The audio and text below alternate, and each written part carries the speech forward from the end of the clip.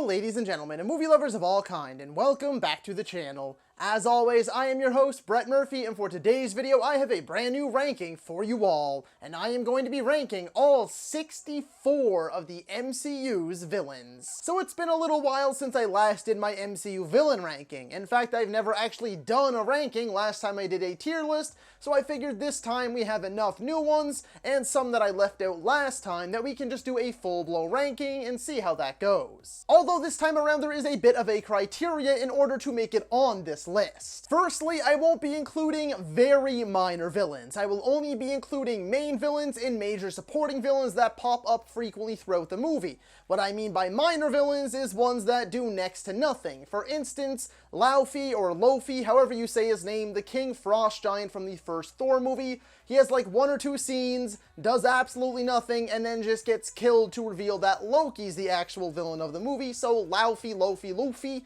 will not be on this list. I also won't be including potential villains or characters that are villains in the comics. For instance, Childish Gambino, Donald Glover, showed up in Spider-Man Homecoming as Aaron Davis, aka the Prowler, and so did Michael Mando, showed up in the end credits scene, who is supposed to play Scorpion. But look, that movie came out in 2017. We're talking about Spider-Man Homecoming. It has since been 5 years and 2 Spider-Man movies later, and we have yet to see either one of these guys return, so they won't be appearing either. Nor will I be including those who I do not believe are full-blown villains yet, like John Walker, aka US Agent from The Falcon and the Winter Soldier. And the last bit of criteria is that I will not be including characters that were bad and made the full turn to good. For instance, the main one of course being Bucky Barnes, aka the once villainous brainwashed Winter Soldier. However, I will still be including well, that's half of the MCU villains, those that had the last second change of heart and realized that the hero was doing it for love or the good of mankind or the universe or whatever,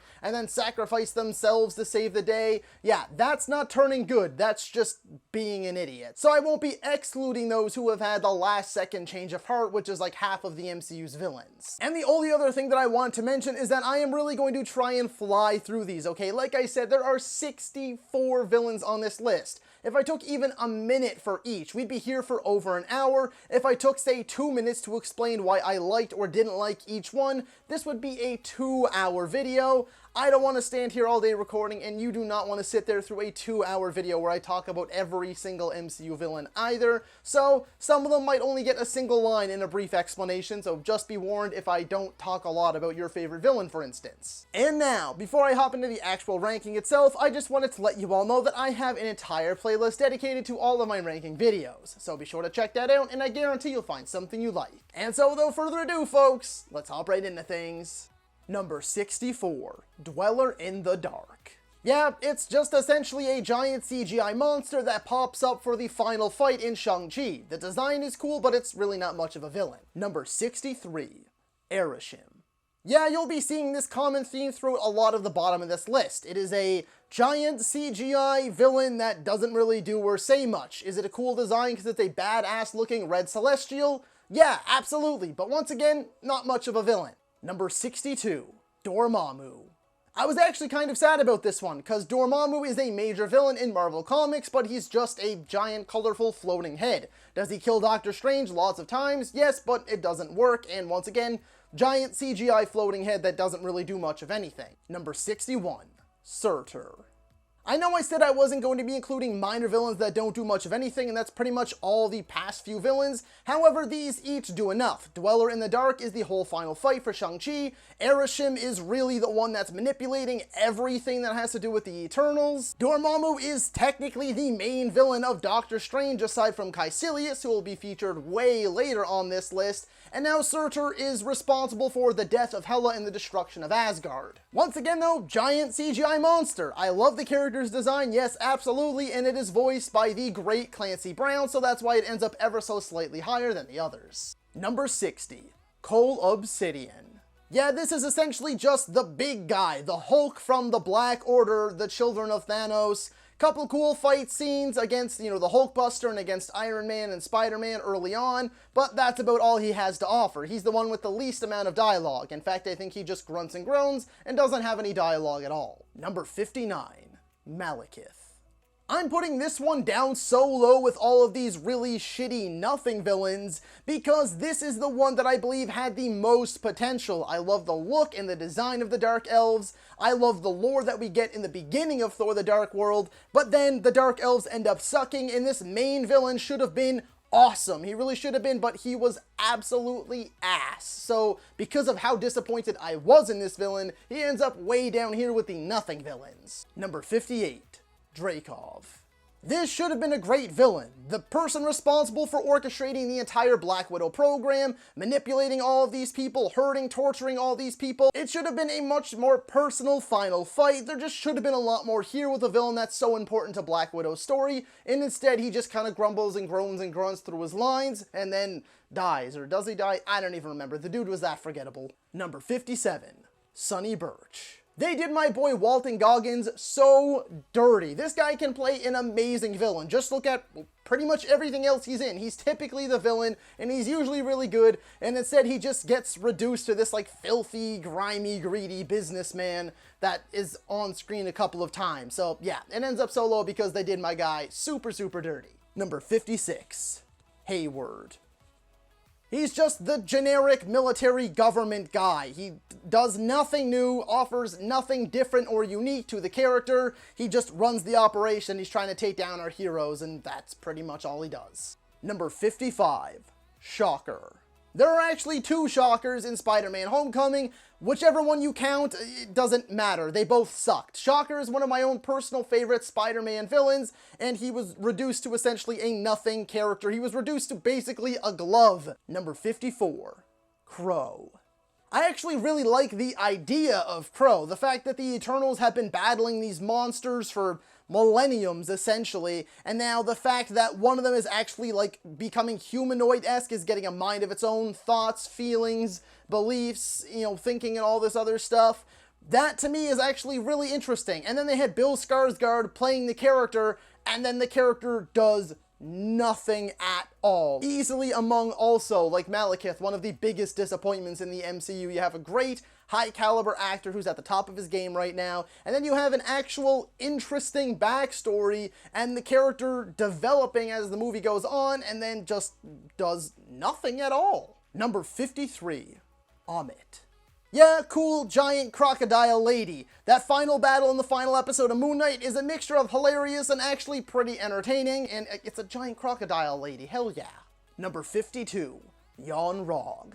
Another one that really pissed me off. You have Jude Law, one of the best actors working today as your movie's villain. Not only did Captain Marvel, the movie in general, just end up being really dull and forgettable, but the worst offender within the movie is Yon-Rogg as the movie's main villain, essentially. I guess you had the intelligence or supreme intelligence or whatever the hell that thing was. I don't really count that. Yon-Rogg, in my mind, is the main villain. He's the only one that actually does stuff, and he does absolutely diddly squat and is just really boring and dull and just kind of slowly crawls through all of his lines and scenes. Number 51. Razor Fist. This one could have been a bit lower, but at least he was entertaining and was a part of some of the best action sequences in the entire movie. That bus fight is insanely entertaining and a lot of fun to watch. Plus, I loved the guy in Creed 2, so I figured I should bump him up a little bit just to pay my respects. Number 50. Taserface. This one also goes up a bit higher because there was a lot of laughs tied to this character, mostly at the character's expense, but I love how committed the actor was, how over the top and goofy he was. He fully embraced the makeup, he fully embraced the absurdity of the character, and I actually had a lot of fun anytime that Taserface was on screen. Number 49. Najma and the Djinn. I actually probably could have put this one or this group a lot lower as well now that I think about it, because I probably had a lot more fun anytime Taserface or Razor Fist were on screen. Nevertheless, I did enjoy Ms. Marvel a lot as a show, even if I do think that the villains for the most part were very weak. However, Kamran is still alive and there still is, I believe, a lot left to that story, so I bumped them up ever so slightly because they are such an integral part of Ms. Marvel's story, and I really enjoyed the hell out of what we got in Season 1. Number 48. Taskmaster. This is yet another one that probably could have ended up a lot lower, but the thing with Taskmaster is that although the suit wasn't entirely comic accurate, it was still pretty cool, and there were a lot of really awesome fight scenes tied to this character in Black Widow. Even though the big reveal was a huge letdown for most people, myself included, that doesn't really take away from what the character was able to do and the entertainment that I got from viewing those fight scenes, so I figured I'd bump her up a little bit higher. Number 47, Agatha Harkness. The only reason, and I repeat, the only reason that she ends up as high as she is because of what an integral part she plays in Wanda's story, where we have Scarlet Witch, Wanda Maximoff now. The manipulation, her knowing what's going on the entire time throughout WandaVision, and that penultimate episode where we're going with Agatha and Wanda throughout Wanda's life. All of that stuff was stellar, and I love Kathryn Hahn in the role. It's another one of those characters. She fully embraces the absurdity, she fully embraces the bigger, larger-than-life, cartoon-esque personality, and I give her huge props for that. However, I do not like the character of Agatha Harkness at all, and a lot of people come at me for this one because Agatha has a massive fan base, apparently, enough to get her own show, but I do not care for the character whatsoever. I think that she embodies everything that people who don't like the MCU make fun of the MCU for. She's cackling and howling and laughing and cracking horrible one-liners. She's cartoonish, she's goofy, she's over the top, she's nonsensical. I don't care for her much as a villain. However, once again, she plays such a big part of Wanda's story, which I simply adore. Arguably the best storyline in the MCU currently, so I figured I should give her a bit of respect and bump her up ever so slightly above some of these much lesser villains. Number 46, Karli Morgenthau. If we were counting the Flag Smashers as a whole, because I guess I could have said Karli Morgenthau and the Flag Smashers as villains sucked. They had really wishy-washy motives, and they just didn't really do much of anything, and most of their fight scenes felt pretty hollow and inauthentic and really just not very good. However, Karli as a character I thought had a lot of depth to her, and I thought she had some of the best and more emotional moments in that entire series. Number 45, Goliath. Maybe it's just my love for Lawrence Fishburne on this one, because Goliath doesn't actually do anything villainous besides like knock out and tie up our characters once. However, once again, because he's so closely tied to Hank Pym's story, because he's so closely tied to the other villain Ghost, I really do like those moments, why he's doing everything that he's doing to help her and whatnot, and even though we never get to see him in the suit or have any big CGI fight scene or anything like that, Lawrence Fishburne, with what little screen time he's given, gives his all as he always does. Number 44, Death Dealer. Amazing, stellar, beautiful, stunning, awesome costume design. One of the best in the MCU in my opinion. It is an unforgettable, totally unique costume. The character has a few cool fight scenes, but doesn't really do much of anything aside from that. So, cool design, but does very little to actually impact the story. So I will put them right kind of in this lower mid area. Number 43, Batroc. I really also could have put Batroc a little bit lower, or maybe not included him at all, because he is very much so a minor villain. But look, anyone who is not a super soldier and can stand toe-to-toe with both Captain Americas and hold their own, barely losing the fight, deserves a ton of respect, in my opinion, even though this is all completely made up. Nevertheless, I also have to give props to the Canadian icon George St. Pierre, who plays this character and is the UFC GOAT. I will be taking no further questions. Number 42, Ayesha and the Sovereign. They don't really do much of anything in Guardians of the Galaxy Volume 2, however, I do love Elizabeth Debicki as an actor, and the Sovereign, even though they're just gold people, they actually do have a fairly cool design with their outfits and things like that, and I am convinced that they are going to have a major part in Guardians of the Galaxy Volume 3 because of Adam Warlock. Number 41, Corvus Glaive. He's definitely my second least favorite in the Black Order / Children of Thanos. He does do a bit of damage, he holds his own in a few different fights. He ends up beating Vision like twice. However, he's just kind of like a wormy, weaselly, slimy kind of character. I don't really like him. He really does just remind me of like a rodent of some sort. Number 40, Sinister Strange. Even though it wasn't exactly the Doctor Strange, evil Doctor Strange variant that we were expecting to get from What If, he was still super cool. Even though he didn't have a ton of screen time, that symphony musical battle that went on between the two of them is one of the most unique and cool things to ever happen in the MCU. So for that alone, Sinister Strange gets the 40th spot. Number 39, Ravonna Renslayer. I wish I could have liked her just a bit more, because the actress is great and what the character does throughout the show is also great. She is ruthless, she has a mission, she sticks to her guns, and I really dig that. I thought she was excellent in Loki. I just wish we got a bit more of her. I wish we got to explore her backstory a little bit more, explore the character a little bit more. Hopefully we do that in season 2, but from what we got in season 1 so far, there is a lot of potential there, but for now, 39th seems okay to me. Number 38, Ghost.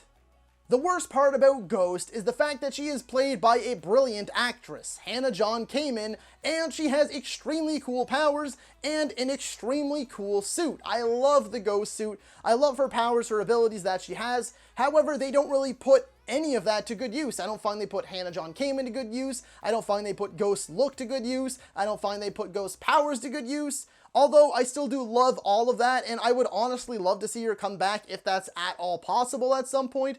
But for right now, I'm going to have to put her a bit lower because of how wasted she was in the one time that we got her. Number 37, Crossbones, aka Brock Rumlow. Realistically, the only reason that this character ends up so high is because I love Frank Grillo. He is one of the last true action stars, if you ask me, because he does pretty much all, if not all, of his own stunts, his own fight scenes. He's actually a mixed martial artist. He knows his shit. He knows what he's doing. If you watch anything else that he's in, and that's the sad thing, is aside from a few small roles in bigger movies, he's really only in like these cheesy B-movie action movies, but even in those, the guy is doing all of his own stuff. So I have to pay him the utmost respect for that, and I also think he's a pretty solid actor too. Crossbones sadly didn't get all that he deserved because Crossbones is an awesome character in the comics that I have read at least. However, Frank Grillo always makes the best of his screen time, and it is no different than his appearances here in The Winter Soldier and Civil War. Number 36. Whiplash. Now that I think of it, I probably could have put Whiplash a lot lower, but I actually really do dig that opening, like NASCAR or F1 formula, whatever the racing cars were. That I thought was actually really cool, and he does some damage to Iron Man. I mean, for the most part, we've found that these Iron Man suits can take a lot of hits, but Iron Man struggled, and I mean struggled. He was gonna lose to this guy, okay? And then he creates this giant army of robots, so even though Mickey Rourke really did phone it in, and he mumbles and grumbles through all of his lines, that side of the character sucked, but what the character was able to do in Iron Man 2 is the reason that he ends up over these other villains. Number 35, Yellow Jacket.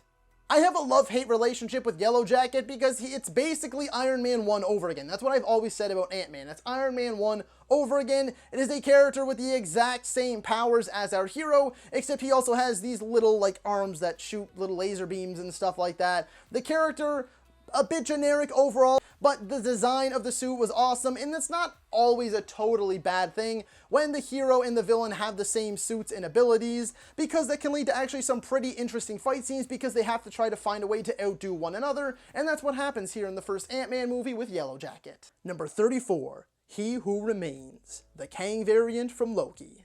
Look, I just love Jonathan Majors, and I cannot wait to see him as full-blown Kang. That's why he almost lands smack dab in the middle of this list. He doesn't really do a ton besides drop a bunch of exposition in the end of Loki, but Jonathan Majors is just so charismatic, so charming, that I can't help but love him, and I cannot wait to see more of him. Number 33, Proxima Midnight. Once again, like most of the Black Order, I actually really do dig Proxima Midnight's design, and she also puts up a really good fight. At the end, she was fighting Okoye, Black Widow, a few others, like, all at once, and she only died because Scarlet Witch put, like, this giant razor blade thing, whatever the hell that Beyblade looking thing was, and, like, diced her up. But aside from that, she was fighting Captain America, she was fighting Black Widow, she was fighting the best of the best when it comes to our Avengers, and she was very much so holding her own, and she get a fair bit of dialogue, so I will bump her up a little bit more from that. Number 32, Ronan the Accuser. We have now reached the midpoint of this list and of this video. Ronan the Accuser, in my opinion, is a villain that actually gets shit on a bit too much. Ronan gets a lot of hate,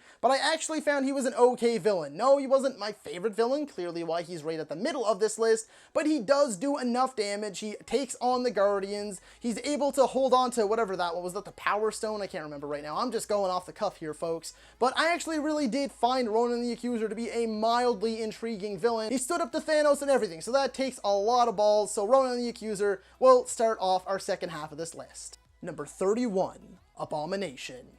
Abomination is another one of those villains, in my opinion at least, that gets far too much hate. Sure, The Incredible Hulk isn't the best movie in the MCU. It might not even be the best Hulk movie in some people's opinions. Nevertheless, that final fight between The Incredible Hulk and Abomination is one of the biggest, best, loudest, baddest fights in the MCU, and they've actually brought Tim Roth back. So he appeared in Shang-Chi, now he's going to be appearing in She-Hulk, and I'm willing to bet that he also appears in Thunderbolts. I am all for it. Number 30.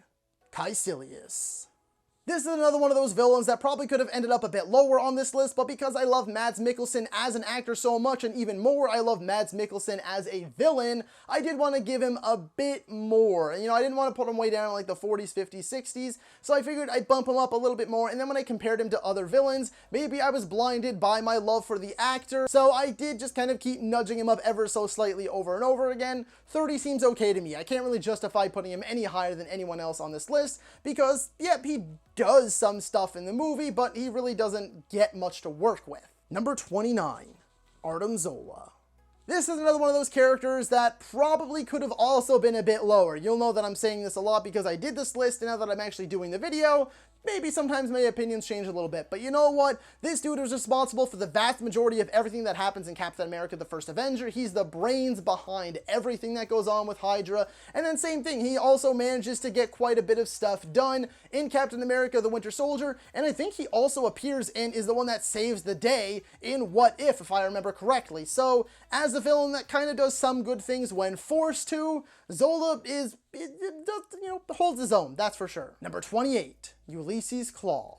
Okay, this is definitely one of the ones where I've been completely blinded by my love for the actor. Okay, Andy Serkis is one of those actors that I think that no matter what he is in, it is automatically better because he is in it, because he's always good, he's always entertaining, and he does his job, and he does it well. Ulysses Klaue is no different. Klaue only pops up in what? Age of Ultron and then Black Panther, and then dies. It is completely and utterly heartbreaking that they wasted him as a villain, but Andy Serkis makes the most of every single second he is on screen, so Ulysses Klaue is getting a bit of extra love from me. Number 27, Ebony Maw. Though I do find it hilarious that he essentially just looks like Squidward without the big nose, I'm going to give props and put anyone on this list a little bit higher than they probably deserve when they can stand toe-to-toe with Doctor Strange, especially Doctor Strange, I believe at that point, in his Sorcerer Supreme stage. So yeah, props there. Number 26, What If Ultron. I've decided to count this What If Ultron as a separate character because I really do feel that it is a completely different character, because he wins. He gets the Vision body, he gets the Infinity Stones, he manages to solo an entire universe, multiple universes, he destroys entire realities, he cuts Thanos in half like it's absolutely nothing. So anyone that is that powerful, even if it is in cartoon form and is never actually going to make it to the live action, at least not as of right now, I'm going to show them a little bit of extra respect. Number 25, Lizard. If we were talking about Lizard just in Spider-Man No Way Home, he would have been way lower, because that was one of my negatives with this movie, is that 2 of the 5 villains are really just reduced to glorified henchmen and not their former selves. However, since this is a multiverse movie, this is actually technically the version from the Amazing Spider-Man 1, so any of the No Way Home villains, I will be counting them as they are, as the multiverse villains. So because it's Lizard from the Amazing Spider-Man 1 as well, I actually do have a soft spot for the Amazing Spider-Man 1, and though I wish we got more of Lizard even in that movie, I do think he's a bit better than the vast majority of the MCU villains. Number 24, Sandman. Yeah, exact same thing as Lizard. This is not only Sandman from No Way Home, but Sandman from Spider-Man 3, another one of the most sympathetic villains. I love the first moment when he becomes Sandman. I love his backstory. I love that final moment with Peter when he's saying he forgives him and he's sorry and he never meant to do it, never meant to hurt anybody. And he's also freaking Sandman. He can do all kinds of cool shit. So although, yes, reduced to a glorified henchman that does next to nothing in No Way Home, this is also the Spider-Man 3 version, so he is, again, better than probably, well, at least half of the MCU's villains. Number 23, Harrow. I don't really know what people think of Harrow. I haven't seen a lot of talk about him, but I think Ethan Hawke gives a brilliant performance. I love his more cold, cool, calculated, but very reserved demeanor, but then he can also turn on a dime and be very ruthless, very merciless, but he does it all with a purpose, and he fulfills his goal essentially. Nevertheless, I thought that Ethan Hawke turned in a super solid performance. Number 22, Icarus. This one is a bit of a mix between my love for Richard Madden as an actor and the fact that I actually found Icarus to be a pretty intriguing villain. Despite all that they know, he sticks to the course, he stays to his plan, he doesn't care, he's still the bad guy, and he's essentially the MCU's version of Superman. We know that he's going to appear in Marvel Zombies as a half-zombie, but I really want to see Richard Madden back in some way, shape, or form in the future of the MCU. Number 21. Alexander Pierce. If you can still manage to end up in the 21st spot with how much screen time Robert Redford had in The Winter Soldier, you're doing something right. The dude is a legend, he's an icon, one of the best in the business to ever do it, and he turns in a very, very excellent performance in here as well. He's again one of those characters that's very cold, very calculated. You know, he's a military man, he's a government man, he knows what he's doing, he's very manipulative, he's very smart, and I loved Robert Redford's performance. Number 20, Aldrich Killian. This is another one of those characters that I will fight tooth and nail to defend, okay? I know that a lot of people don't love the Mandarin twist, but in my opinion, I thought it was great. It's another one, it's of course like a metaphor or whatever you want to say, like hidden meaning essentially, that it's basically, you know, not all is as it seems always, and that it's always the government pulling the strings, and there's someone pulling the strings behind the scenes and orchestrating these things and setting it up. I thought it was great. I also thought that Guy Pearce turned in a magnificent performance. I love his powers. I love a lot of the lines of dialogue that he has. A lot of them stick out in my head, and overall I just thought he was a really good, well-rounded villain. Number 19. Justin Hammer. The fact that we have not had Sam Rockwell back as Justin Hammer yet in the MCU is not only a complete slap in the face to fans, but it should be a crime. Sam Rockwell is just like Andy Serkis, one of those actors that everything he is in is automatically better. It is elevated because he is in it. Iron Man 2 is no exception. I really do hope that the rumors are true and we get this guy back in Thunderbolts because he deserves to be here. He deserves the spotlight. He is an excellent, marvelous villain, and Sam Rockwell knows how to get it done, so bring him back, please. Number 18, Kingpin. Yeah, I'm counting Kingpin from Daredevil as well because once again it has been confirmed that these are the same characters. So Daredevil being one of my all-time favorite shows, probably first or second for my all-time favorite superhero shows. It's pretty close with The Boys. I have to give props and credit where credit is due. Kingpin, he is the perfect embodiment. I could not have casted anyone better myself, no matter what anyone on the internet tells you. Vincent D'Onofrio is the Kingpin. Number 17, Electro. We're starting this one off with a hot take. I actually think the blue look from The Amazing Spider-Man 2 is the better look and better version of the character. However, I do appreciate that they gave Jamie Foxx a lot more time to shine in this one because The Amazing Spider-Man 2 is an overstuffed mess, but in No Way Home, he is probably like the second main villain. He does a lot of damage to our heroes, he has a cool new look, and he gets a lot more dialogue, he gets a lot more personality, a lot more swagger, and I think Jamie Foxx really had a lot of fun in this role, and he kind of just took this idea of this different version of Electro and really ran with it and made it something special. Number 16, the Mandarin. No, not Trevor Slattery. No, I'm talking about Tony Leung, the real Mandarin. The one that Trevor Slattery, aka Ben Kingsley, was trying to impersonate in Iron Man 3. I'm talking about the Mandarin from Shang-Chi. This dude is the complete package. He's a total badass. He is super menacing. He has incredible fight scenes. That final fight scene with Shang-Chi is unbelievably emotional, and that should have been the final fight of the movie. Tony Leung knocked it out of the park, and I pray we see him again someday in the MCU.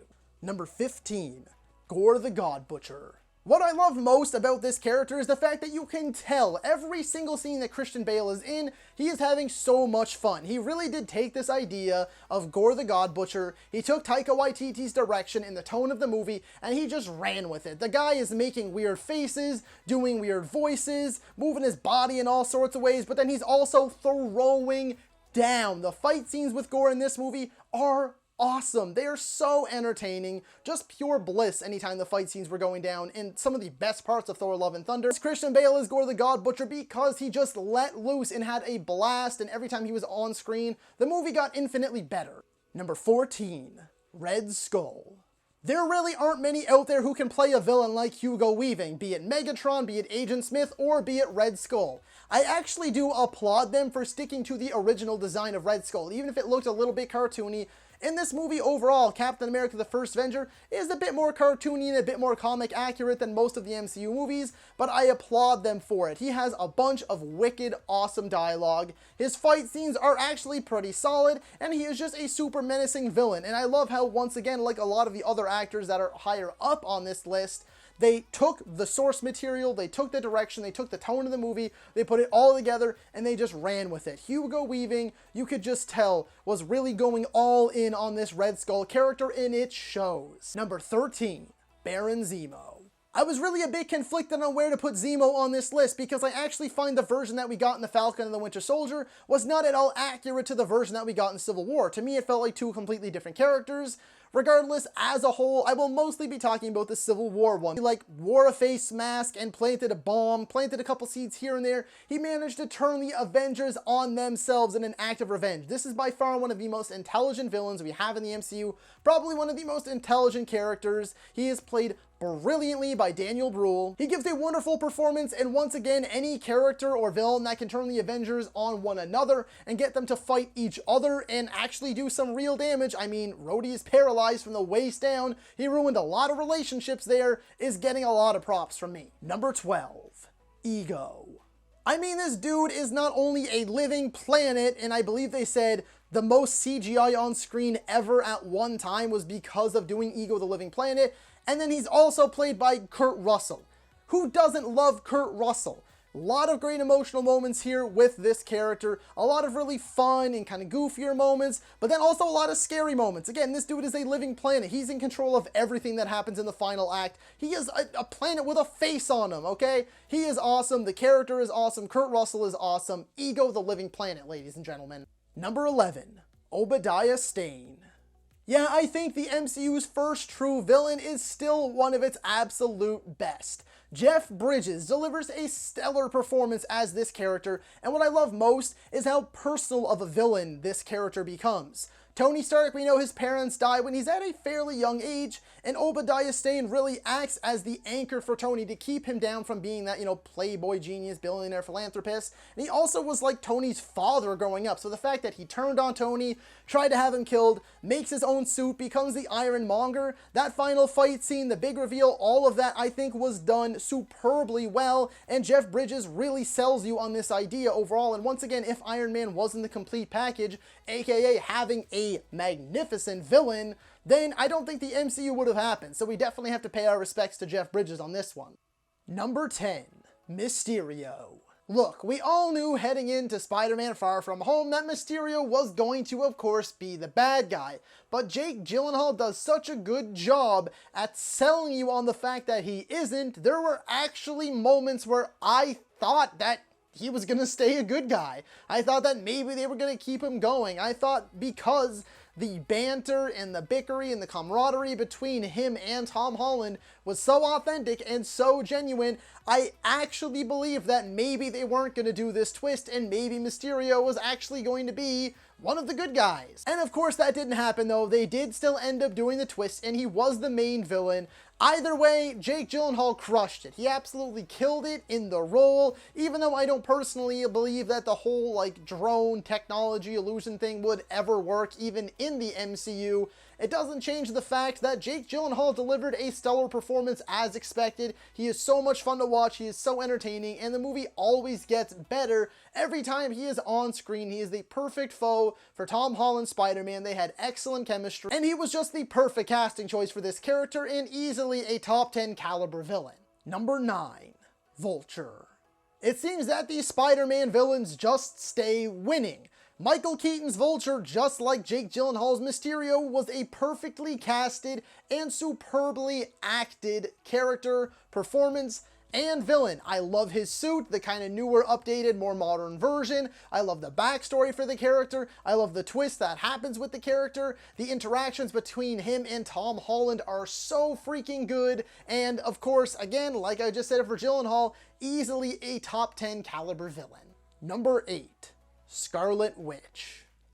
Look, I know some of you might argue this one. Some of you might not agree, or maybe you just haven't accepted and come to terms with the fact that Elizabeth Olsen's Wanda Maximoff, aka the Scarlet Witch, was the villain of Doctor Strange in the Multiverse of Madness. And really, technically, she was the villain in her own show too, WandaVision, okay? She was definitely the freaking bad guy. But as I've said, Wanda Maximoff, aka Scarlet Witch's character arc has been among the best in the MCU, potentially the best. I really do hope to see her return, and I wouldn't mind seeing her going back to being on the good side of things. She did do that last-second sacrifice that happens all the time in these MCU movies. Nevertheless, though, that doesn't justify her being a good person again. She is still a villain, and easily among the MCU's best. Number 7. Ultron. I will never get the hate for Ultron, or Avengers Age of Ultron in general. The movie is a top 10 movie in my mind, top 10 MCU movie of course, and Ultron is a top 10 villain. I love James Spader's voice in general. He's got that steely, cool, but menacing growl kind of tone to him, and Ultron is no different. He can deliver the laughs when he needs to, he is super menacing, he is tough as hell to beat, he's got a bit of a weird plan, but I understand it. You know, he took 2 seconds, looked through the internet and was like, yep, need to wipe out the human race because this is pretty shit. So all in all honesty, again, I love the movie Age of Ultron. I love James Spader, another perfectly casted villain. I love the look, the updated look from the comics. I think that the character has a lot of superb throwdowns in this, and overall, it's just a stellar villain. Number 6. Killmonger. More often than not, the best villains come from those where we can actually understand their motives. Killmonger has very strong motives, but just not the right way to go about them. He knows that Wakanda has all of this technology, all of this way that it can help people, and that's Michael B. Jordan's Killmonger's purpose in this movie, to give the means to fight back for those who are oppressed and have been oppressed throughout history.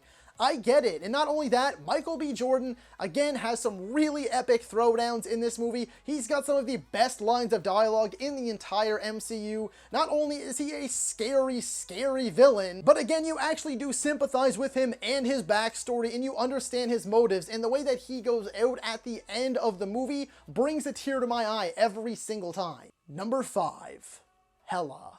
In all honesty, Cate Blanchett is a badass goddess warrior in real life, not just Hela, but now she actually gets to play one, and an evil one, a very evil one that kills a lot of people, does a ton of damage, and has some of the best bits in the entire MCU. I love her look in this movie. I love the costume design. I love her abilities like throwing swords and shit like that. She is super strong, she is super tough, insanely durable, and she wins. She wipes out pretty much all of Asgard single-handedly. What I love best about her is that she embraces the source material, she embraces the absurdity of everything that's going on around her, she has fun in the role, and she really does make it her own. Number 4. Dr. Octopus. Though yes, in No Way Home he does turn back to good, he was still a villain in the beginning of No Way Home, and he is also the villain in Spider-Man 2. In both of those movies he does have a slight turn back, but he is still villain enough to include him on this list, and not only villain enough, but he is in the top 5. He is in 4th place, ladies and gentlemen.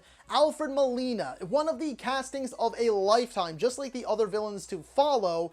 It couldn't have been done any better. Sam Raimi got it right back in 2004, and he is just as good in No Way Home in 2021. The guy has not missed a step. He went right back into Otto Octavius' shoes and tentacles like he never left them. He is better, yes, of course, in Spider-Man 2, probably would be in the same position right now in my all-time favorite comic book movie villains, but regardless, because of the multiverse, I am able to include him, and he is still the Spider-Man 2 version. Number 3. Green Goblin.